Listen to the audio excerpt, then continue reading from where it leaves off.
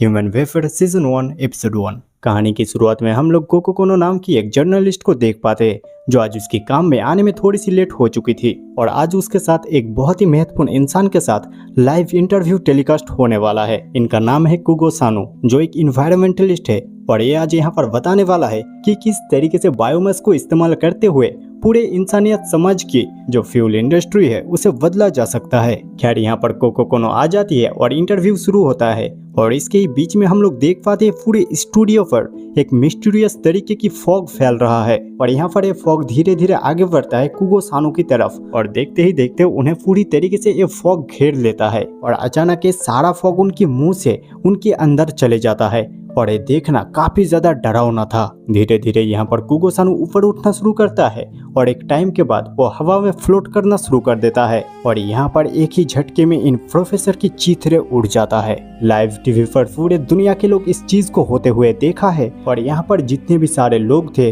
वो सारे लोग अपने आंखों पर विश्वास ही नहीं कर पा रहा था और यहाँ पर कोको कोनो पूरी तरीके से खून से लथपथ हो चुकी थी। लेकिन खैर दूसरी तरफ हम लोग एक दूसरा इंसान को देख पाते हैं जिनका नाम है केंजी ओकामोटो और ये इंसान एक अच्छा और सच्चा इंस्पेक्टर है और इसके साथ अपने चीजों को लेकर काफी ज्यादा अड़ियल है। इसी के चलते उसे इंस्पेक्टर की जॉब से सस्पेंड कर दिया गया है और ये कितना ज्यादा अच्छा है हमें इस बात का पता लगता है इस रेस्टोरेंट की सीन से। दरअसल यहाँ पर केंजी ओकामोटो अपना खाना कंप्लीट कर रहा था तभी यहाँ पर वो देख पाता है कुछ अन्य काम होते हुए। दरअसल इस रेस्टोरेंट की जो मालिक है वो इंसान काफी ज्यादा रूड था अपने इंडियन एम्प्लॉय को लेकर। सीधे ही तौर पे यहाँ पर रेसिज्म हो रहा था और इसके कारण से इस इंडियन एम्प्लॉय को अपना उसका खुद का भी पैसा नहीं देना चाहता था एक रेस्टोरेंट का मालिक। तभी यहाँ पर केंजी अपने वारदात को लेकर इस चीज के ऊपर सवाल करता है और इस रेस्टोरेंट के मालिक को थोड़ा सा मार भी देता है। खैर इसी के बीच में उसके डिपार्टमेंट से उसे कॉल आता है और उसे केस पर वापस लौटने के लिए कहा जाता है। दरअसल कुगो सानू की लाइव टेलीकास्ट पर जिस तरीके से मौत हुआ है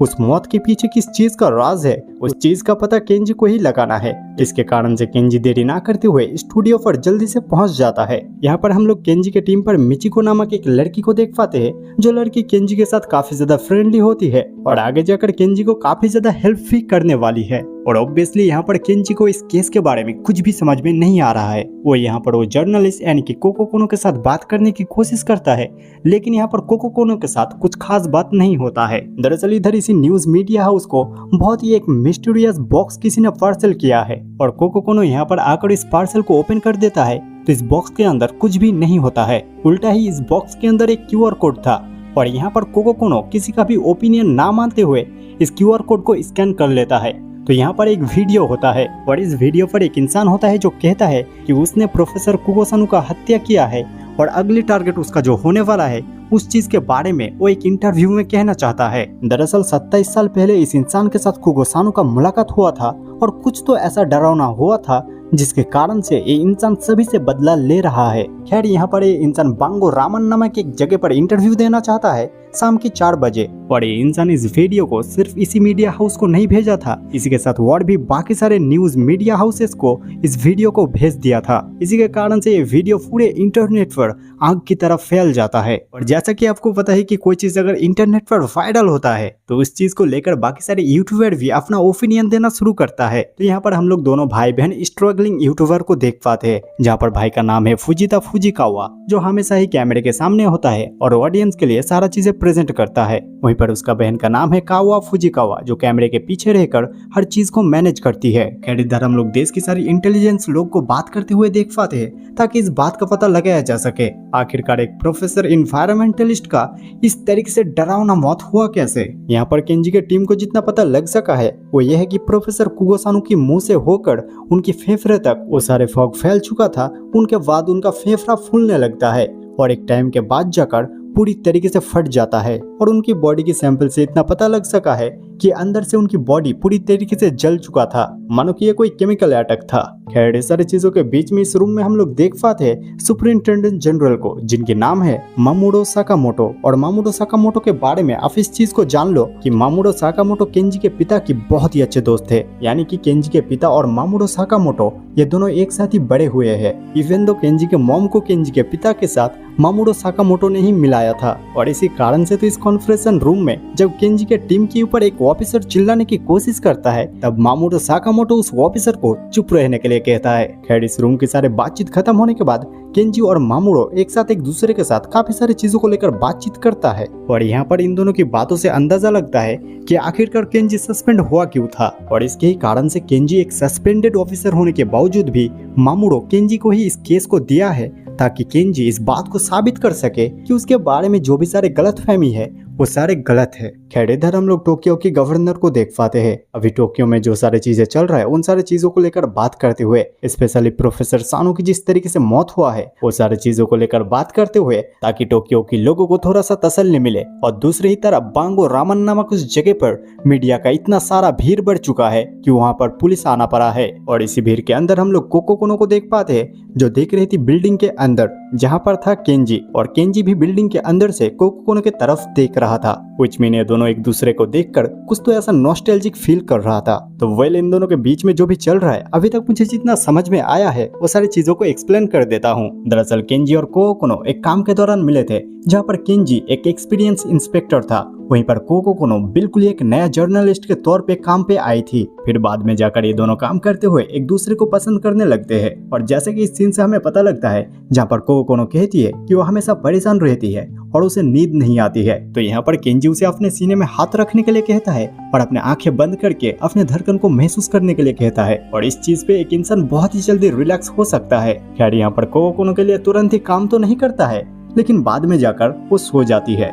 यानी कि ये चीज देर से ही सही लेकिन कोको कोनो के लिए काम करती है। और जैसे कि इस एपिसोड की शुरुआत में ही हम लोग को देखने के लिए मिलता है जहाँ पर कोको कोनो अपने काम पे आने के लिए लेट हो जाती है और काफी ज्यादा हाइफ होकर रहती है, तो यहाँ पर इंटरव्यू रूम से जाने से पहले अपने सीने में हाथ रखती है और अपने हार्ट बीट को महसूस करती है रिलैक्स होने के लिए, यानी कि पास्ट में केंजी की सिखाया हुआ वो चीज आज भी कोको कोनो फॉलो करती है। और ये सारी चीजों से ये बात तो पूरी तरीके से साफ हो जाता है कि केंजी और कोको कोनो के बीच में कुछ तो ऐसा स्पेशल था जो चीज अब नहीं है, और क्यों नहीं है, क्या हुआ था, ये सारा चीजें अभी तक पता नहीं लगा है। खैर हम लोग मेन स्टोरी पर लौट कर आते हैं जहाँ पर कोको कोनो भीड़ में खड़ी हुई थी और अपने आसपास के जगह को अच्छी तरीके से नोटिस कर रही थी। तब उसे पता लगता है 27 साल पहले बांगो रामन नामक के रेस्टोरेंट यहाँ पर नहीं था, और ऊपर से उस वीडियो की वो इंसान जो टाइम बताया था अभी तक वो टाइम हो चुका है, लेकिन वो इंसान अभी तक नहीं आया है। दैट मीन्स ये वो जगह नहीं है। कोको कोनो तुरंत ही आसपास के जो बुजुर्ग इंसान थे वो सारे इंसान से थोड़ी सी बात करता है और जानकारी इकट्ठा करने के बाद वो तुरंत ही यहाँ से निकल जाती है इंटरव्यू के लिए, और इसी के साथ में वो केंजी को भी मैसेज कर देती है। खैर केंजी वहाँ पर पहुँचते पहुँचते कोको कोनो ऑलरेडी उस जगह पर पहुँच चुकी थी और इंटरव्यू भी ऑलरेडी स्टार्ट हो चुका था, जहाँ पर ये इंसान अपना असली नाम तो नहीं कहता है लेकिन वो अपना नाम कहता है ह्यूमन वेफर। इसी के साथ वो कहता है कि 27 साल पहले उसके साथ बहुत ही बुरा हुआ था और जो सारे लोग उसके साथ बुरे हादसा किए थे वो सारे ही लोग एक एक करके मरेंगे, क्योंकि उस टाइम पर व्हाइट सेंटर पर क्या हुआ था किसी को भी नहीं पता है। और आज के टाइम पर जो सारे लोग समाज सेवा करने की ढोंग करते हैं वही सारे लोग असली पापी है।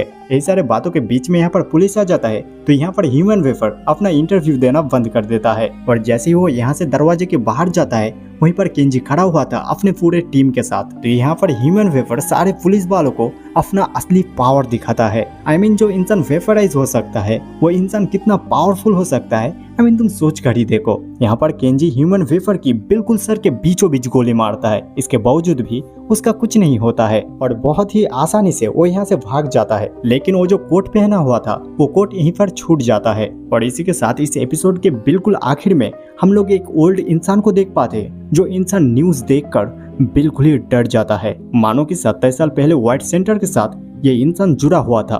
वेल इस चीज का पता तो दूसरे एपिसोड में ही चलेगा। आप लोग तब तक के लिए चैनल को सब्सक्राइब कर सकते हैं। Human wafer season 1 episode 2। जैसा कि हम लोगों ने पहले एपिसोड के आखिर में देखा था, एक ओल्ड पर्सन को टीवी पर ह्यूमन वेफर की न्यूज देखते हुए, और जैसे ये इंसान व्हाइट सेंटर का नाम सुनता है इनके पैरों तले जमीन हिल जाता है। जहाँ पर सवाल ये आता है कि आखिरकार ये इंसान कौन है और ये क्यों व्हाइट सेंटर का नाम सुनते हुए डरने लगा है। दरअसल इनका नाम है हिरोशी ओजाकी और ये इंसान एक यूथ होम चलाता है जहाँ पर छोटे बच्चे जिनके पेरेंट्स नहीं है और कुछ होमलेस लोग की खाने की, रहने की जगह, ये सारी चीजों की फैसिलिटीज होते हैं। लेकिन यहाँ पर हिरोशी ओजाकी अपने पूरे जिंदगी भर हिरोशी ओजाकी नहीं था, बल्कि उनका नाम था हिरोकी ओवाटा। और शायद से उस टाइम पर वो जानते हुए ना जानते हुए उनसे कुछ गलती हुई थी जिसके लिए वो काफी ज्यादा गिल्टी है, और उसके ही कारण से वो इंसान अपने पास्ट में अपने सारे सबूत को, अपने सारे चीज़ों को जलाने की कोशिश किया था ताकि वो सारी चीज़ों के बारे में कोई भी सबूत ना रहे। लेकिन वो ऐसा नहीं कर पाता है क्योंकि ये जो भी गलत चीज़ हुआ था, इस चीज़ पर उसकी खुद की भी पसंदीदा लोग अपना जान गंवाए थे और इसी कारण से वो आज भी हर रात सपना देखता है और सपने में ही चलना शुरू कर देता है। वो तो ये अलग बात ये है कि यूथ होम के लोग उनके साथ कुछ भी गलत होने नहीं देते हैं। जैसे कि आज की ये सुबह भी वो सपने में चलना शुरू कर दिया था और इसके कारण से वो डूबने वाला था। तो खैर अभी तक ये बात तो पूरी तरीके से साफ हो चुका है कि आगे जाकर इस ओल्ड पर्सन का रोल कैसा होने वाला है। और अगर हम लोग दूसरी तरफ कोकोनो की बात करें तो हम लोग उसे पुलिस स्टेशन पर देख पाते हैं जहाँ पर मिचिको उसे पूछताछ कर रही थी, क्योंकि ऑब्वियस सी बात है पुलिस से पहले कोकोनो ह्यूमन वेफर के पास पहुंच चुकी थी इंटरव्यू के लिए और इसी बात पे पुलिस का बहुत ही ईगो हर्ट हो चुका है। इसी के कारण से कोकोनो के ऊपर संदेह किया जा रहा है कि कहीं ना कहीं उसका कोई खबरी है या फिर कुछ तो ऐसा है जिसके कारण से कोकोनो पुलिस से भी पहले वहां पर पहुंच चुकी थी। खैर यहाँ पर कोकोनो की फोन को अच्छी तरीके से चेक किया जाता है, उसके बाद उसे यहाँ से जाने के लिए कहा जाता है और यहाँ पर जो इंस्पेक्टर कोकोनो की फोन को चेक करता है उनका नाम है नोरियो ओसिडा। खैर यहाँ पर ये सारी चीजें हो जाने के बाद कोकोनो जब यहाँ से जा रही थी तब केंजी उसे बुलाकर कहता है ये सारी चीजों से उसका दूर रहना ही बेहतर है। दरअसल इससे पहले केंजी और कोकोनो जब एक साथ रहा करता था तब उस टाइम पर केंजी के पास एक केस आया था एक 17 साल की बच्ची की जिसका डरावने तरीके से हत्या हुआ था और केंजी को जितना सारा चीजें मिला था वो सारा चीजें एक ही इंसान की तरफ उंगली कर रहा था। उनका नाम था यासुतोसो मोरी। लेकिन केंजी को यासुतोसो मोरी के खिलाफ कोई भी सबूत नहीं मिल रहा था। इसी कारण से केंजी काफी ज्यादा फ्रस्ट्रेटेड था और इसी टाइम पर ये इंसान केंजी के पिता के बारे में कहता है केंजी को गुस्सा दिलाने के लिए। दरअसल केंजी के पिता केंजी की तरह ही एक सच्चा ऑफिसर था, लेकिन उसका कोई हत्या कर दिया था और इस बात का पता कभी भी नहीं चल पाया आखिरकार केंजी के पिता को हत्या किया किसने था। और इसी बात पे केंजी यहाँ पर इस इंसान के ऊपर हाथ उठा देता है जो कानून के बिल्कुल खिलाफ है। और ये सारी चीजें यहाँ पर होने के बाद वो जब घर लौटता है तब वो पूरी तरीके से ड्रंक होता है और पूरी रात इस इंसान के बारे में यानी कि आशुतोष मोरी के बारे में कहते रहता है। इसी कारण से अगले दिन कोकोनो मोरी के पास चली जाती है एक जर्नलिस्ट के तौर पे और मोरो को काफी ज्यादा सवाल करना शुरू कर देती है। और इधर केंजी कोकोनो के लिए एक रेस्टोरेंट पर वेट कर रहा था उसे प्रपोज करने के लिए और उधर कोकोनो मोरी को जो भी सारा सवाल करती है वो सारे सवाल के कारण मोरी बाद में जाकर आत्महत्या कर लेता है और इसी कारण से पुलिस के रेपुटेशन काफी ज्यादा खराब होता है और इसके ही चलते केंजी को सस्पेंड कर दिया जाता है। और वहां पर केंजी को भी समझ में आ जाता है अगर एक जर्नलिस्ट अपने काम को लेकर पूरी तरीके से सीरियस है उसके साथ कभी भी एक इंस्पेक्टर का रिलेशन नहीं बन सकता। और इसी कारण से तो मामोरो साकामोटो केंजी को कहा था इस बार उस लड़की से दूरी बना के रखना। खैर इधर कोकोनो और उसकी टीम इस बात का पता लगा चुकी है कि 27 साल पहले व्हाइट सेंटर एक सोशल वेलफेयर सेंटर हुआ करता था जहाँ पर बूढ़े और बच्चे के लिए फंडिंग इकट्ठा किया जाता था ताकि इन सारे लोगों को एक अच्छा जिंदगी दिया जा सके। दरअसल ये जानकारी एक पुराना जर्नलिस्ट इस न्यूज मीडिया को दिया है तो इसके साथ कोकोनो इंटरव्यू के लिए जाती है और इस इंसान के साथ कोकोनो जब मिलती है तब उसे पता चलती है कि पूरी दुनिया उस टाइम पर ग्लोबल फिश एक्सपो पर लगा हुआ था। उसी टाइम पर यामानाशी पर एक डरावने तरीके का उल्कापिंड हुआ था और इसके बारे में जापान पूरी दुनिया को ये कहा था कि इस उल्का से कोई भी खतरा नहीं है।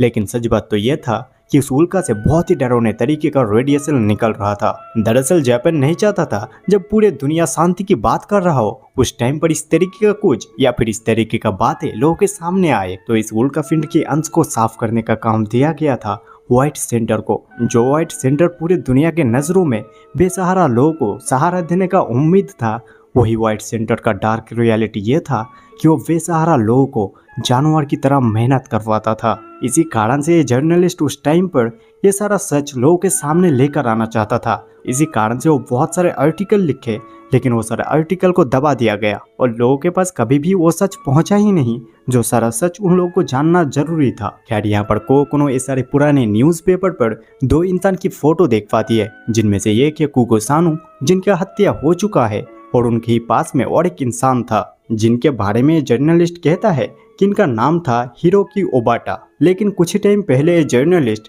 इसी इंसान को किसी यूथ होम के सामने देखा था जहां पर बच्चों को ये इंसान खाना बांट रहा था।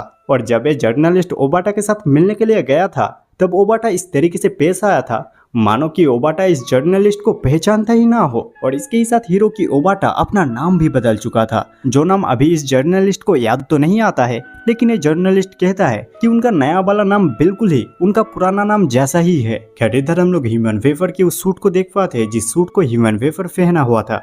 यहाँ पर ये सारे लोग ह्यूमन वेफर की डीएनए खोजने की कोशिश करते हैं इस सूट पर, लेकिन स्ट्रेंज बात यह था इस सूट पर ह्यूमन वेफर की कोई भी डीएनए नहीं था। केंजी जब इस सूट को बहुत ही अच्छी तरीके से देखता है तब उसे दिखाई देता है कि इस सूट की बाकी सारे बटन बिल्कुल सही सलामत है, लेकिन यहाँ पर एक बटन ऐसा है जिस बटन को बाद में सिला गया है, और ये बटन होता है किसी अंडरवर्ल्ड गैंग की, जो गैंग पहले तो इतना बड़ा नहीं था लेकिन अब ये गैंग बहुत ही बड़ा हो चुका है। जिस बात से इसका पता चलता है कि इस गैंग के पीछे बहुत ही पावरफुल कोई इंसान है, कोई पॉलिटिशियन या फिर कोई और, क्योंकि जाहिर सी बात है कोई भी अंडरवर्ल्ड गैंग इतने जल्दी इतना बड़ा नहीं हो सकता है। और इस सारी चीजों के बीच में केंजी और एक चीज को नोटिस कर लेता है कि ह्यूमन वेफर जिस तरीके से अपने पॉकेट में रुमाल रखता है, प्रोफेसर कुगोसानु भी अपने पॉकेट में उसी तरीके से रुमाल रखता था। और यहाँ पर केंजी को अंदाजा लग जाता है कि ह्यूमन वेफर कुछ भी तरीके से इन लोग को कोई तो इशारा देना चाहता है। खैर केंजी आगे जाकर अंदाजा लगा लेता है ह्यूमन वेफर की अगला टारगेट कौन होने वाला है। और इधर कोकोनो की पूरी टीम काम पर लग चुका है।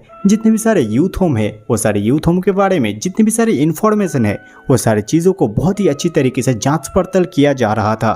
तभी इन लोग को ऐसा एक फोटो मिलता है जिस फोटो पर एक इंसान हूबहू हिरोकी ओबाटा जैसा ही दिख रहा था, लेकिन यहाँ पर इस इंसान का नाम अलग था और वो नाम होता है हिरोशी ओजाकी। और जैसा कि वो जर्नलिस्ट कहा था उनका नया वाला नाम बिल्कुल ही उनका पुराना नाम जैसा ही है। और यहाँ पर हिरोकी ओबाटा और हिरोशी ओजाकी ये दोनों नाम बहुत ही मिलता जुलता है। तो कोकोनो देरी ना करती हुई इस इंसान की कॉन्टेक्ट नंबर का जुगाड़ करती है और इस इंसान को तुरंत ही कॉल करती है और सारा सब कुछ कहती है ह्यूमन वेफर के बारे में और उनकी जान को कितना ज्यादा खतरा है। लेकिन ये इंसान इस बात से इनकार कर देता है कि वो हिरोकी ओबाटा नहीं है। लेकिन यहाँ पर उनकी बातों की घबराहट से कोकोनो पूरी तरीके से कंफर्म हो जाती है कि यही इंसान है हिरोकी ओबाटा। खैर हम लोग हिरोकी ओबाटा की कहानी में सोता नाम की एक बच्चे को देख पाते हैं, जो बच्चा इसी यूथ होम पर रहता है और इसी के साथ वो स्कूल पर भी पढ़ने जाता है। लेकिन एक दिन उसी स्कूल पर एक चोरी की केस हो जाता है एंड वो चोरी होते हुए वो सोता नाम की बच्चा देखा होता है,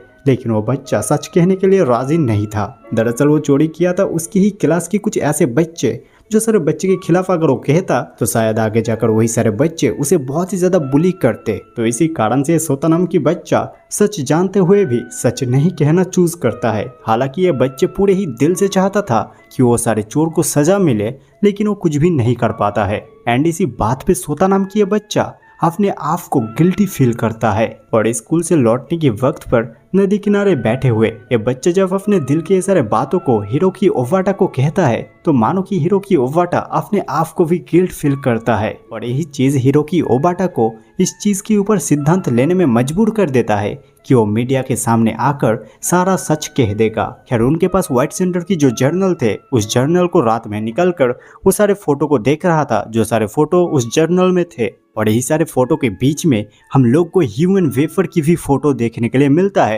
एंड ऑब्वियस सी बात है ह्यूमन वेफर भी एक टाइम पर इंसान था और वो भी व्हाइट सेंटर का एक विक्टिम था। तो इसके बाद मिस्टर ओबाटा और कोकोनो मिलने के लिए एक जगह का प्लान करता है। एंड उस जगह पर मिस्टर ओबाटा पहुंचने से पहले ही कोकोनो जब पहुंच जाती है तब वहां पर याकुजा गैंग के लोग पहले से ही पहुंचा हुआ था। एंड इस चीज को देखकर कोकोनो यहाँ से भागना शुरू कर देती है और ये दोनों यहाँ से याकुजा गैंग से भागते भागते आखिरकार पार्किंग पर पहुंच जाता है। और यहाँ पर आकर याकुजा गैंग इन दोनों को पकड़ लेता है। यहाँ पर एक गुंडे कोकोनो को बिल्कुल गन पॉइंट पर ले चुका था। तभी यहाँ पर केंजी आ जाता है और ये सारे लोग पुलिस वालों के ऊपर ही गोली चलाना शुरू कर देता है। खैर इसके बावजूद भी केंजी आकर इस सारे गुंडे को काफी ज्यादा मारता है। और इसके ही साथ में केंजी और कोकोनो रियलाइज करते हैं कि इन सारे गुंडों को कैसे पता चला कि कोकोनो और ओबाटा एक साथ मिलने वाले थे। दैट मीन्स अब मिस्टर ओबाटा काफी ज्यादा खतरे में है। और इधर रास्ते में बिल्कुल ऐसा ही कुछ देखने के लिए मिलता है। दरअसल मिस्टर ओबाटा रास्ते से आ रहे थे, उसी टाइम पर सामने उन्हें दिखाई देता है कोई एक इंसान खड़ा हुआ था जिसका कार खराब हो चुका था। और जैसा कि तुम्हें अंदाजा लग ही चुका होगा, ओबाटा एक अच्छा इंसान है। वो यहाँ पर रुकता है और इस इंसान को हेल्प करने के बारे में सोचता है। और यहाँ पर इस इंसान के साथ बात कर ही रहा था, तभी उनके फोन में कोकोनो की कॉल आती है और कोकोनो उन्हें सावधान करने की कोशिश कर रही थी। तभी वो इंसान आता है और मिस्टर ओबाटा के पीछे से उनके ऊपर हमला कर देता है। और यहाँ पर मिस्टर ओबाटा का खेल पूरी तरीके से खत्म होने से पहले मिस्टर ओबाटा कोकोनो को बस मुफू गैंग के बारे में कह पाता है। और अब ये मुफू गैंग क्या है, इसके बारे में तो हमें अगले एपिसोड में ही पता चलेगा। आप लोग तब तक के लिए चैनल को सब्सक्राइब कर सकते हैं। Human wafer season 1 episode 3। जैसे कि हम लोगों ने दूसरे एपिसोड में देखा, दिन के उजाले में सड़कों के बीच में ओबाटा की हत्या हो चुका है। और एपिसोड 3 बिल्कुल ही इसी वक्त से शुरू होता है जहां पर केंजी और उसकी पूरी टीम आ चुका है और इस जगह को बहुत ही अच्छी तरीके से जांच पड़ताल कर रहा है। इसके बावजूद भी इस जगह पर कुछ भी ऐसा नहीं मिलता है जो सारी चीजें पुलिस वालों को हेल्प कर सकता है। इतने में ही कोकोनो की कॉल आती है और वो पूछती है ओबाटा के बारे में और उस फाइल के बारे में जो फाइल ओबाटा कोकोनो को देने वाला था। लेकिन यहाँ पर केंजी उस फाइल के बारे में कुछ भी नहीं कहता है। क्या वो फाइल पुलिस वालों को मिला है, नहीं मिला है, कुछ भी नहीं। खैर यहाँ पर केंजी और उसकी पूरी टीम जब और भी जांच पड़ताल करता है तो आसपास की सीसीटीवी कैमरा से फाइनली उस इंसान को ढूंढ लेता है जो इंसान ओबाटा की हत्या किया है। दरअसल उस इंसान का नाम है शिंजो यामाजाकी। और यहाँ पर हम लोग शिंजो को देख पाते हैं जिसको उसके बॉस ने कहा है उस फाइल में जितने भी सारे पेजेस है वो सारे पेजेस के फोटो क्लिक करके उसे सेंड करने के लिए। और यहाँ पर शिंजो के पास फोन नहीं था, क्योंकि उसके पास अगर फोन होगा तो उस फोन से उसे ट्रेस करना पुलिस के लिए काफी ज्यादा इजी हो जाएगा। इसके कारण से वो अपने पास फोन नहीं रखता है, तो अपने बॉस को फोटो सेंड करने के लिए एक फोन की जरूरत है। और वो जब पब्लिकली फोन चुराने के लिए जाता है तब वो केंजी और उसके टीम के नजर में आ जाता है। तो यहाँ पर केंजी और उसके पूरे टीम उसके पीछे पड़ जाता है। खैर इधर हम लोग कोकोनो को देख पाते हैं जिसको ये बात समझ में नहीं आती है कि आखिरकार वो जब ओबाटा से मिलने जा रहे थे तब वो सारे गुंडे को कैसे पता चला कि ओबाटा से मिलने जा रही है। तभी उसके साथ में जो लड़का रहता है वो कहता है कि शायद से आपका फोन हैक हुआ है। और ये बात 100% सही होता है। जब वे लड़का कोकोनो की फोन देखता है तब उसे पता चलता है कि यहाँ पर ऐसा एक मैलवेयर है, ऐसा एक वायरस है जिस वायरस को मैनुअली डाउनलोड किया गया था। लेकिन कोकोनो को अच्छी तरीके से याद है उसने कोई भी ऐसा ऐप डाउनलोड नहीं करी थी। और ऐसा भी नहीं है कि उसका फोन कोई भी यूज करता है या फिर वो अपना फोन किसी को देती है। तभी उसे याद आती है कि उसने जब ह्यूमन वेफर की इंटरव्यू ली थी, इसके कारण से उसे थाने में जाना हुआ था एंड उसके फोन को भी चेक किया गया था। एंड एक काम जिस ऑफिसर ने किया था उस ऑफिसर का नाम था ओशिडा। खैर इधर हम लोग यामाजाकी को देख पाते हैं सारे पुलिस वालों से भागते हुए फाइनली वो ऐसा जगह ढूंढ लेता है जहां पर वो रुककर इस फाइल के सारे पेजेस को लेकर एक वीडियो बनाकर अपने बॉस को सेंड कर देता है। और इसी के साथ में इस फाइल को आग से जला देता है। लेकिन इसी के बीच में ओशिडा नाम की वो ऑफिसर इसे ढूंढ लेता है और इसे कहता है कि तुझे कहा गया था इस फाइल को पूरी तरीके से आग से जलाने के लिए, ना कि उस फाइल को खोलकर पढ़ने के लिए। दरअसल यहाँ पर ओशिडा को लग रहा है कि इस इंसान ने उस फाइल के सारे इंफॉर्मेशन को पढ़ लिया है। इसके कारण से यहाँ पर ओशिडा इस इंसान को मार देता है। और जब केंजी और सारे ऑफिसर यहाँ पर आ जाता है तब वो कहता है कि ये इंसान उसके ऊपर हमला करने वाला था, इसी कारण से अपने बचाव में उसके ऊपर उसने गोली चलाया है। देखो यहाँ पर ये चीज तुम्हें अच्छी तरीके से समझा देता हूँ। दरअसल ये थोड़ा सा स्पॉइलर हो जाएगा लेकिन समझा देता हूँ। दरअसल यामाजाकी नाम की ये इंसान फुजिशिरो सिंडिकेट के लिए काम किया करता था। और यहाँ पर जो ये ऑफिसर है यानी कि ओशिडा, वो काम करता है मुफू गैंग के लिए। और मुफू गैंग इस शहर का सबसे बड़ा गैंग है।